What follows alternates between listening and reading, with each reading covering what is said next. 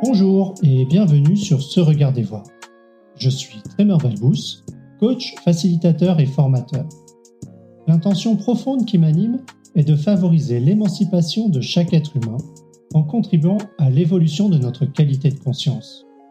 Au travers de ce podcast, je t'invite à te regarder voir et te voir regarder en présence le monde qui t'entoure. Pour m'aider à faire connaître ce podcast, c'est simple. Il te suffit d'en parler autour de toi et de l'évaluer dès maintenant sur ta plateforme d'écoute. Par avance, merci pour tes 5 étoiles et ton feedback. Tu peux retrouver le texte associé à cet épisode sur seregardervoir.com, se-regarder-voir.com. Sur ce, je te souhaite une belle introspection à l'écoute de cette nouvelle chronique.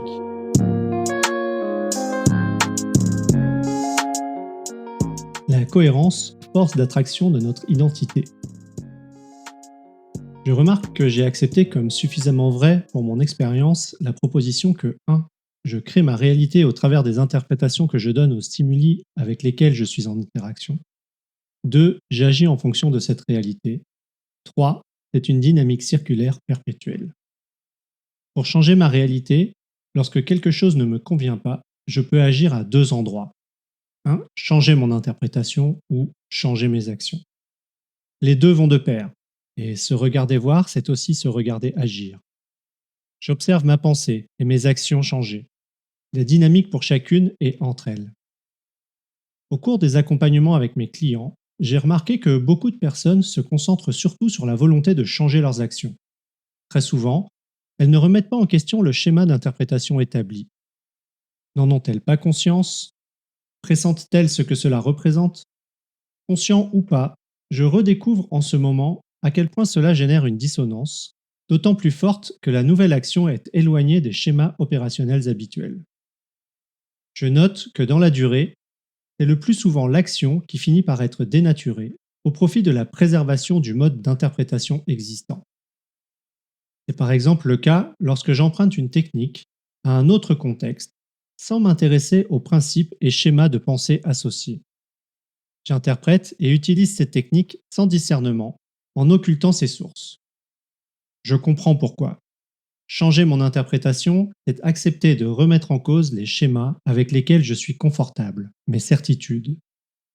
C'est accepter d'affecter un élément encore plus profond et sensible, mon identité.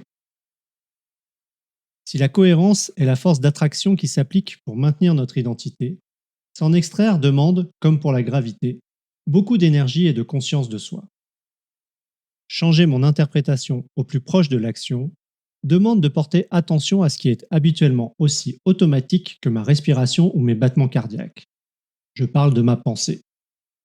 Pour moi, et pour beaucoup de personnes, c'est un effort qui demande de l'énergie et qui peut être très souvent déstabilisant. Depuis quelques semaines, j'ai en projet de faire évoluer mon activité et de proposer des outils qui permettent à chacun d'être curieux de sa réalité, de l'observer, de la nommer et au besoin de créer une autre réalité émergente. Mon intention est de permettre à ceux qui le souhaitent d'agir plus en conscience. Tout ça pour favoriser l'émancipation de chaque être humain en contribuant à l'évolution de notre qualité de conscience. Pour ce projet, afin de faire connaître ma démarche, je m'intéresse à des sujets sur lesquels je portais des jugements sévères. Le marketing, la pub, l'IA, les biais. Tous ces trucs qui contribuent à abrutir les masses et nous incitent à détruire la planète. Bref, vous voyez le genre de jugement. Je prends conscience que je confonds le sujet lui-même avec l'utilisation qui en est faite. Suis-je sensible au biais de représentativité ? Un peu comme l'on classe tous les motards dans la catégorie chauffard parce qu'une infime minorité est profondément irrespectueuse de la route ? M'interroger sur ce biais ouvre tout un champ des possibles. Je peux voir mes propres jugements, par exemple. Toi qui veux être ouvert, tu rejettes par défaut tout un champ de connaissances, avant même de le connaître, juste au travers d'un aperçu, le plus souvent mauvais. Bravo! Accepter n'est pas toujours simple, et je prends conscience que la réaction de certains de mes clients vient peut-être aussi de ce phénomène. Je vois aussi que ne pas répliquer les utilisations que je trouve abusives ou médiocres implique de ma part un effort et une attention significative. Je ne peux pas bêtement copier les techniques et les outils qui sont proposés. Je dois faire l'effort de remonter à la source. Je dois comprendre les principes, l'intention, le cheminement. Je me vois insister, passer du temps pour trouver des modèles qui m'inspirent et que je trouve pertinents. Dans cette dynamique, je distingue une forme de lutte interne entre le besoin profond de ne pas réinventer la roue, ne pas perdre de temps inutilement, et l'énergie et le temps que me demande la recherche. Je constate ce dilemme, je respire, j'en constate tellement en ce moment. Je distingue l'importance de comprendre les aspects sur lesquels je porte mon jugement pour ne pas faire la même chose simplement par un habit différent. Je décèle l'importance de reconnaître les dilemmes et de rester présent aux deux dimensions, et parfois plus de ces tensions.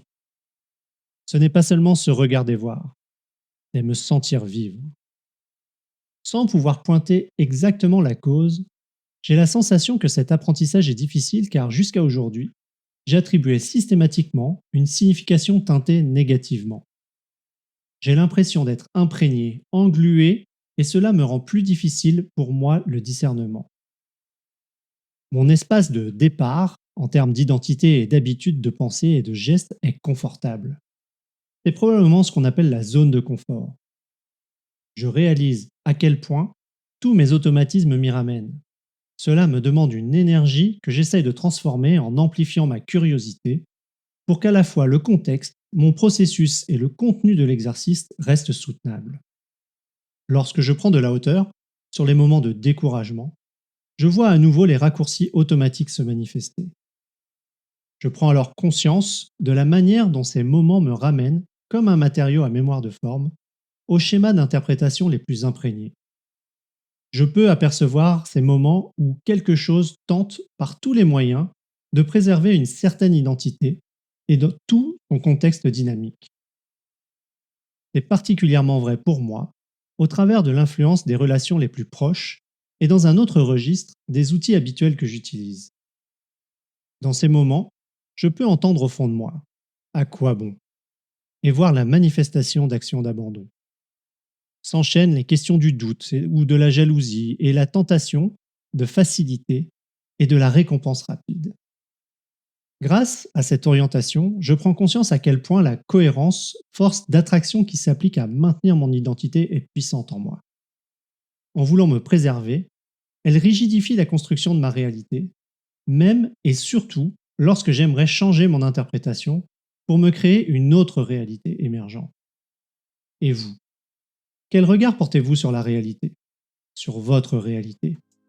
Qu'est-ce qui vous permet de la faire évoluer lorsqu'elle ne vous convient plus? Comment se manifeste la force de la cohérence? Merci beaucoup pour ton écoute. Si tu es encore là, j'imagine que tu as apprécié cet épisode. J'ai 2 petits services à te demander avant de passer à la suite. Partager dès maintenant cet épisode à ton réseau et lui offrir 5 étoiles sur la plateforme où tu l'écoutes. Je te remercie très sincèrement pour ce geste. Tu trouveras toutes les références et liens dans la description. En t'abonnant à ma newsletter sur www.se-regarder-voir.com, tu ne manqueras plus aucun épisode et tu trouveras les articles associés. Je te souhaite une excellente journée et te dis à très bientôt.